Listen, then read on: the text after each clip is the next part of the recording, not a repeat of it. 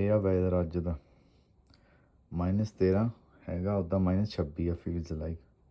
ਦੇਖਦੇ ਹਾਂ ਬਾਹਰ ਕੀ ਮਾਹੌਲ ਆ, ਚੱਲਦੇ ਆਪਾਂ ਬਾਹਰ ਦੇਖਦੇ ਆ ਕਿ ਲੱਗਿਆ ਖੋਲ੍ਹਣ ਦਰਵਾਜ਼ਾ, ਦੇਖਦੇ ਹਾਂ ਬਾਹਰ ਦਾ ਮੌਸਮ।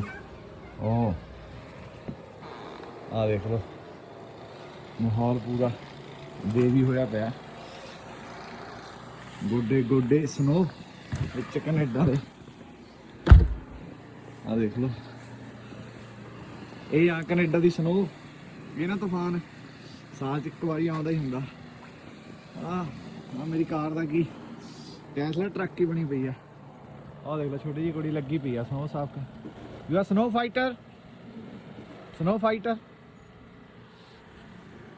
ਆ ਦੇਖ ਲਓ ਕਹਿੰਦਾ ਮਾਂ ਤੂੰ ਕਹਿੰਦੀ ਤੇਰੇ ਪੁੱਤ ਨੂੰ ਤੱਤੀ ਹਵਾ ਨਾ ਲੱਗੇ, ਪਰ ਇੰਨੀ ਠੰਡੀ ਵੀ ਨਹੀਂ ਝੱਲ ਹੁੰਦੀ ਮਾਂ। ਆਹ ਦੇਖ ਲਾ -26 'ਚ ਬੜਾ ਬੁਰਾ ਹਾਲ ਆ। ਖਾਏਂਗੀ ਤਾਂ ਮੈਨੂੰ ਦੇ ਦੇ।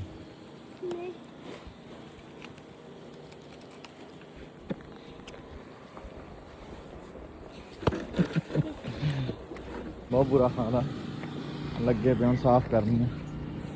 ਗੱਡੀ ਦੇ ਬਰਾਬਰ ਹੀ ਹੋਈ ਪਈ ਆ ਕੰਮ। ਆ ਸਾਰਾ ਬਰੈਂਪਟਨ ਐ ਲੱਗਦਾ ਜਿਵੇਂ ਰੱਬ ਨੇ ਸਾਰੀ ਫਰਿੱਜ ਚਲਾਤਾ ਹੁੰਦਾ। ਦੇਖੋ ਸਿਰੇ ਤੱਕ ਕੁਛ ਨਹੀਂ ਦਿੰਦਾ ਟਿੱਕੇ ਵਾਲੇ ਗੱਡੇ ਨੇ।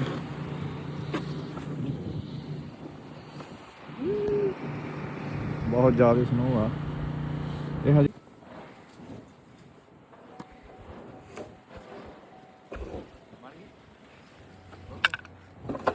ਇੱਧਰ